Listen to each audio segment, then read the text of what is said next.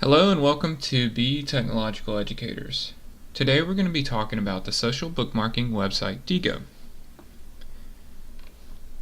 Diigo allows you to collect, annotate, organize, and share websites, articles, and other resources that you find on the internet. A couple of ways that helps you do this is it allows you to highlight text and add sticky notes directly into that website when you save it. When you organize your websites, you can also divide them up by tags.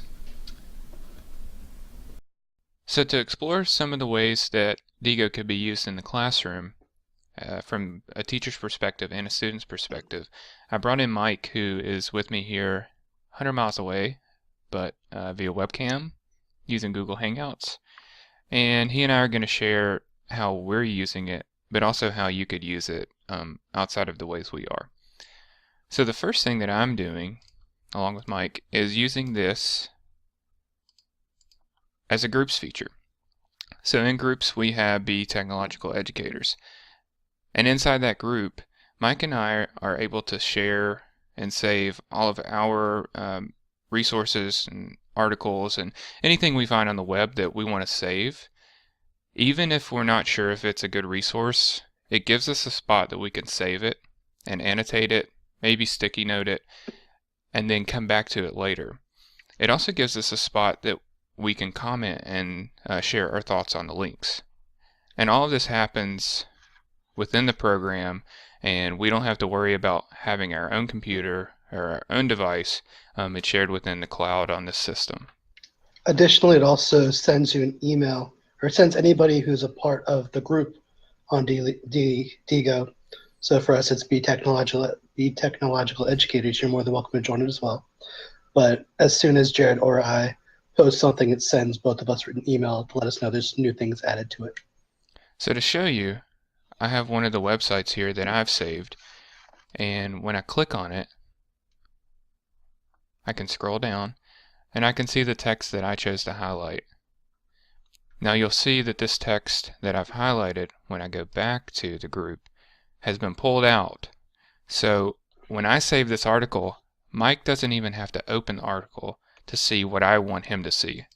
Because I highlighted that, it pulls that information out, and it shows within Diigo that that is the information that I wanted to get from that website. So this is great for us from a research standpoint when we're trying to put something like this website together that we put together. But also, let's think about all the different ways that it could be used for the same way that we're using it, but inside your classrooms.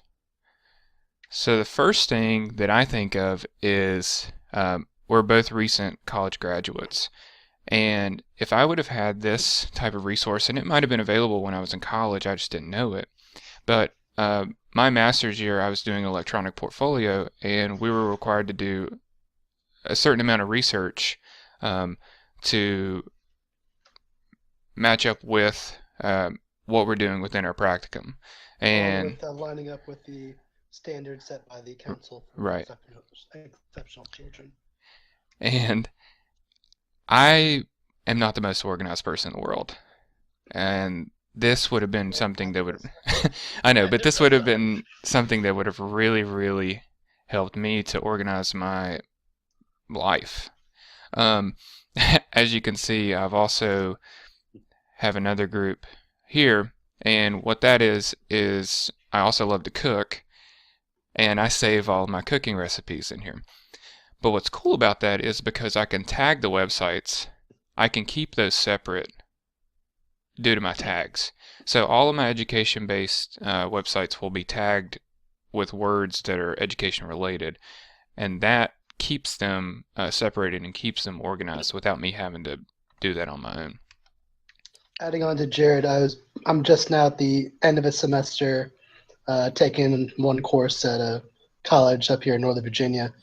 And had I known about this website earlier in the semester, I probably would have used something like this in my own research class. It's a web browser, therefore it can go everywhere. I was doing something similar to Diigo, but through Microsoft Word. But I think this Diigo format is a whole lot easier to use than trying to copy and paste things in the Word. Puts everything in one place. You can load it up on your phone, load it up on your iPad, your Android devices, your computer, anywhere you're going. So it's just a really cool, overall, great free tool to use not only as a student, but as a elementary high school student, but as a professional student, professional in education, just a professional in general. So we start research from a very early age. I have third, fourth, fifth grade students who are actively doing research electronically. And this tool not only would help with research and organization, but also helps with the collaborative effort in the classroom. So we encourage a lot of group work and group research, and this is a resource that can help to facilitate that group work. So along with our Be Technological Educators group, I'm also part of the Diigo and Education group. And in this group, there are many members, and pretty much everyone, I believe, are educators or in the field or a parent of some sort. And basically, all day long, you can come through here and find new resources that people are posting. You do have to filter through, just like with a lot of things on the internet, and to find the things that you're looking for. But it's something that's really awesome that you literally can look at for hours, and you can see all the conversations people are having, all the different kinds of websites that people are using or are sharing with each other. And there's just so much information here that it's a great place to start. And then you can organize it by the tags and find what you're looking for. This is almost similar to a Pinterest for research. So you can still post a lot of your crafty things, I guess, if you found them. But this is just another great way to organize it. Instead of seeing lots of pictures, it's a nice, easy layout to see. All you see are the words. Straight line, takes you straight to the resource. Not a lot of fumbling around with these links or anything. So I was talking about a minute ago saving websites to the group, and I'm going to show you how to do that really quickly. So I went to this website, and I hear that this is a really awesome website, and it's called beteched.com. It's a really good one. And I'm going to save it to our group. So what I'm going to do is I'm going to go up here and I have my extension, and when you open up the extension, you have some choices, and you can annotate, you can just save it, you can mark it to read later, you can take a screenshot, and you can share it, or you can search for something similar in Diigo. There is another choice here, but it's only available for the premium account. But what you can do is, if you're a teacher, you can let them know that you're a teacher, and they'll give you teacher access, which is not complete premium access, but it's enough to basically do anything that you would need to do with this program.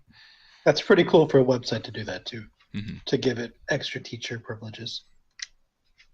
So what I'm doing here is I'm opening up my extension, and I'm going to highlight this information about the cloud.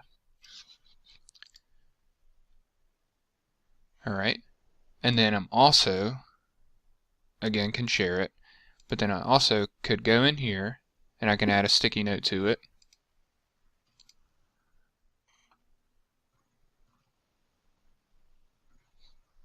Or I can view it in my library. Now see how when I highlighted this text on the page, again, it pulls it to my library. So if all I needed from that web page was this information about the cloud, I have it here and I don't have to go back into that website. So we're all part of different PLCs in our counties, things like that. One of the great way you could use this as a teacher team is, I'm sure we've all been on those email chains that go on and on and on, where it's got the same subject line and attachments left and right, and the next thing you know, someone sent you a great article as an attachment and you can't figure out where it is. So as a part of your PLCs, you could use this to create an account for everybody, create a group, and then say you're doing something on classroom management. You can go and create this whole entire Diigo on different, for classroom management PLC, and share all the different resources you find, whether it be on Gun Dunlap, on Marzano, things like that, so that you can just keep everything in one place. As Jared was saying, it's a great website because it can go and highlight resources, or highlight the exact lines. So in terms of saving websites, saving links, you know that not everybody's going to read the whole entire article, but it'll at least give your team members the idea of what sections you're more focused on when you're trying to share the research article with them. And then the comment feature keeps nobody needs any more emails than they're already getting. So the comment feature gives us a place that we can chat about the articles, and I mean small little chat room like blurbs, and it's used like a forum. Almost like a Facebook comment page too. Yeah, it is. And speaking of Facebook, a lot of times you go to Facebook and you don't want to see things about work, and you don't want to see things about school. You want to interact with friends, you want to interact with family, and this is solely for the purpose that it is intended to be used. And what that means is, if you're a part of an education group, then all you're going to see in that group is things about education. So you can go there and focus on what needs to be focused on. One of the things that I think about is a lot of times I'm researching things about disabilities, being an LD resource teacher. I'm always thinking about like different ways people are managing behaviors, different types of accommodations, scenarios, and all kinds of different types of children, because I work with a wide variety of children, and I'm sure you do too. This would be a way that I have resources all the time that I find, but then I lose them. I don't save them. And they're really good resources. So at the high school level, this can also be a really good tool. Technology's here. We got to start teaching our students how to use it, how to apply it to a variety of settings. So what the great thing with Diigo is, you could use it for high schoolers. There's an application that also goes along with it. 11th and 12th grade, your students will really start diving into that research. They are not only researching papers, they're researching things for college. Diigo can be a great tool for, say you've got 12th graders learning about colleges. You can use Diigo to allow the students to store all their research on particular colleges in one place. But group work's a big thing. There's a lot of great research and collaboration among students. So you can have your students set up Diigo accounts, put them into groups, and your students can then share research that they find with each other on George Washington, on Civil War, the Roaring Twenties, things like that. Whatever topic your students are talking about, the students can then put it in one place. You can join their groups. You can give assignments that way to ask your students to maybe all post one article or one website to Diigo, and then your students can comment on what things they found. Diigo has a like feature. The students can even go and like the website that they like the most. This is a great tool, even not only as adults, not only as college students, graduate students, educators, researchers, professionals, things like that. Not just a great tool for all of us to use. It's a great tool to teach our students how to use. And if we can get these tools to our students that, even as Jared would say, at the younger ages, at the elementary level, we can get our high schoolers to use it. It won't only benefit them now, but it'll benefit them as they grow older too. So as Mike was sharing about how you could add your students to a group, by getting a teacher account, it actually allows you to have this teacher console that I pulled up on the screen. And in that, you can then add your students into your teacher account, and then you can kind of divvy them up however you would like into their research groups. Basically, with this and a lot of resources that we are targeting, it's as useful as you make it. We like finding resources like this that have endless opportunities for you to use as a teacher, for yourself professionally, but also with your students and their growth as children. So thank you for checking out this video. we've got tons of great resources and materials. If you want to learn more, come check us out at www.bteched.com. You can follow in with conversations, suggest ideas on our Facebook page at bteched. Check out our short postings on Twitter at bteched, as well as follow us on YouTube, where each week we'll be posting 1 to 2 videos on different resources for you to use in your classroom at Super Tech Educator. Also, if you're using this resource that we shared today in your classroom, feel free to tell us how you're using it. Even if it's the same or if it's different, we want to know. We're just here to connect.